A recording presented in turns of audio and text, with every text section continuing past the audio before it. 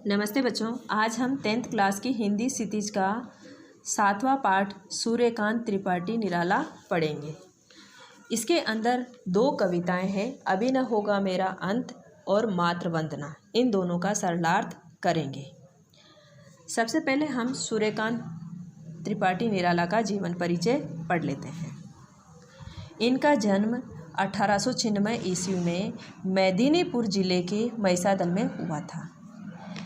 इनकी औपचारिक शिक्षा हाई स्कूल तक हुई थी।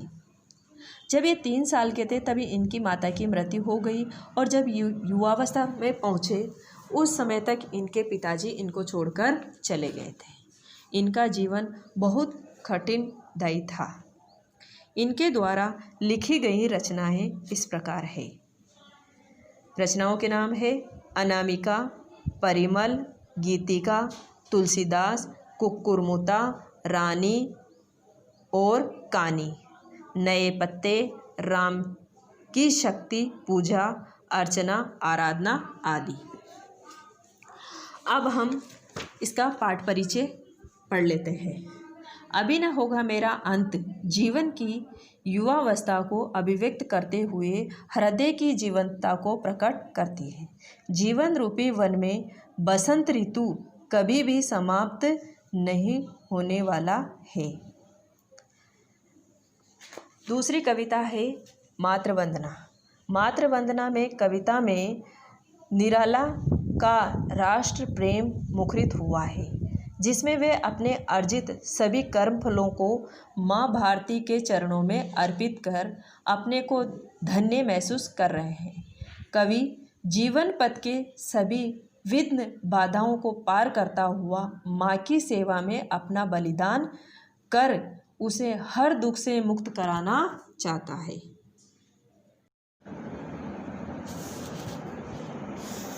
सूर्यकांत त्रिपाठी निराला जी द्वारा रचित कविता अभी न होगा मेरा अंत का सरलार्थ करेंगे। अभी न होगा मेरा अंत, अभी अभी ही तो आया है मेरे जीवन में मृदुल बसंत। अभी न होगा मेरा अंत।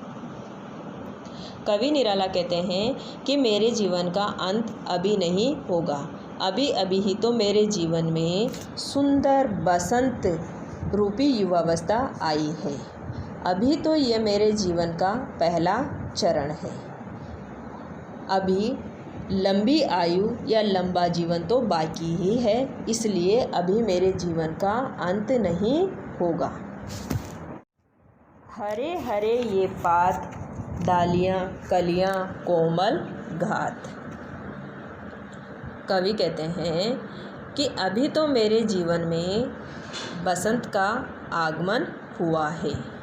बसंत के आगमन से हरे हरे पत्ते और कलियों से डालियों का सुंदर आकार निखर कर आया है, अर्थात यौवन आने से शरीर का सुंदर विकास ही हुआ है। मैं ही अपना स्वप्न मृदुल कर फेरूंगा निंद्रिय कलियों पर। अब मैं ही अपनी मधुर भावनाओं रूपी कोमल हाथों से इन अलसाई हुई कलियों पर हाथ फेरूंगा। जगा एक प्रत्युष मनोहर, अब मेरे जीवन में सुंदर नया सवेरा आया है। पुष्प पुष्प से तंद्रालस लालसा खींच लूँगा मैं, अपने नवजीवन का अमृत सहर्ष खींच दूँगा मैं।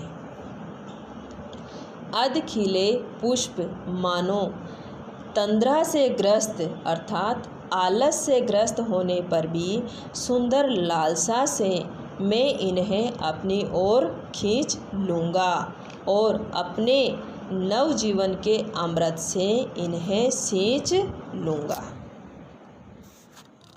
द्वार दिखा दूँगा फिर उनको, हे मेरे वे जहाँ अनंत, अभी न होगा मेरा अंत। कवि कहता है कि मैं इन्हें बाहर निकलने का दरवाज़ा बता दूँगा, इन्हें विकसित होने का रास्ता बता दूँगा। अभी तो मेरे जीवन में युवावस्था आई है, अभी मेरे जीवन का अंत नहीं होगा। मेरे जीवन का यह है जब प्रथम चरण इसमें कहाँ मृत्यु। कवि कहता है कि जब यह उसके जीवन का पहला चरण है तो अभी उसकी मृत्यु कैसे हो सकती है। जीवन ही जीवन, अभी पड़ा है आगे सारा यौवन। अभी तो दूर दूर तक उसे जीवन ही जीवन दिखाई दे रहा है। वह मन को समझाता है कि अभी तो उसकी सारी युवावस्था ही पड़ी हुई है, अर्थात पूरी जवानी ही बची हुई है। स्वर्ण किरण कलालों पर बहता रे बालक मन, मेरे ही अविकसित राग से। विकसित होगा बंधु दिगंत, अभी न होगा मेरा अंत। कवि कहता है कि अभी तो उसका मन बालकों जैसा भोला और कल्पनाशील है। वह सुनहरी किरणों की लहरों में बह रहा है। उसकी काव्य रचना दूर दूर तक लोगों को आत्मविश्वास और उत्साह से भरने लगेगी। अभी तो उसके अंदर युवावस्था आई है, अभी मेरा अंत नहीं होगा।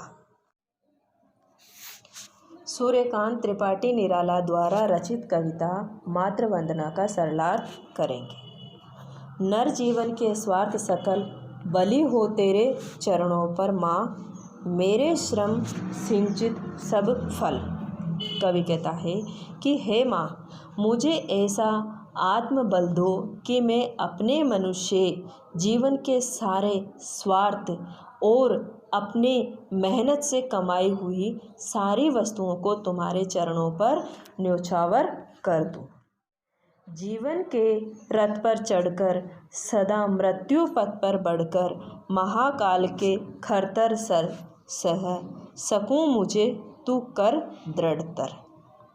कवि कहता है कि मुझे इतना दृढ़ बना दो कि मैं जीवन रूपी रथ पर सवार होकर अर्थात मृत्यु की चिंता किए बिना जीवन में आगे बढ़ते हुए समय समय पर आने वाले कष्टों को झेलते हुए तेरी सेवा करता रहूं।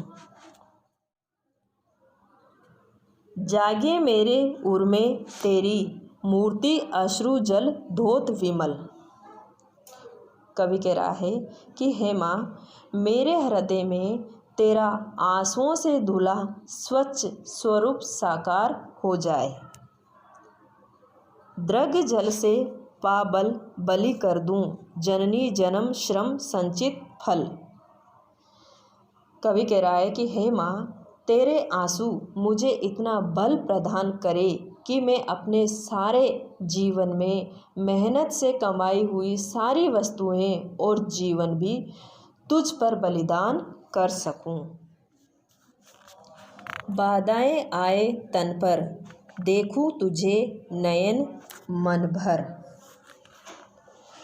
कवि कहता है कि हे माँ, चाहे मेरे मार्ग में कितनी ही भी बाधाएं आए पर मेरा ध्यान मेरी दृष्टि हमेशा तुझ पर ही लगी रहे। मुझे देख तू सजल दृगों से अपलक उर के शतदल पर। हे माँ, तू अपने आंसुओं से भरे नेत्रों से मुझे देखती रहना, मुझे अपने हृदय रूपी कमल पर बैठाए रखना। क्लेद युक्त अपना तन दूंगा, मुक्त करूंगा तुझे अटल। मैं परिश्रम के पसीने से भीगे अपने शरीर को तुझे समर्पित कर दूंगा। बड़े से बड़ा बलिदान देकर भी मैं हमेशा के लिए तुझे स्वतंत्र करा दूंगा। तेरे चरणों पर देकर बलि सकल श्रेय श्रम संचित फल। मैं अपने सारे श्रेष्ठ आचरणों और परिश्रम से प्राप्त सफलताओं और यश को तुझ पर न्योछावर कर दूंगा। इस पाठ का अच्छी तरह से सरलार्थ करें। जो समझ में नहीं आए कमेंट बॉक्स में कमेंट करके बताएं। धन्यवाद।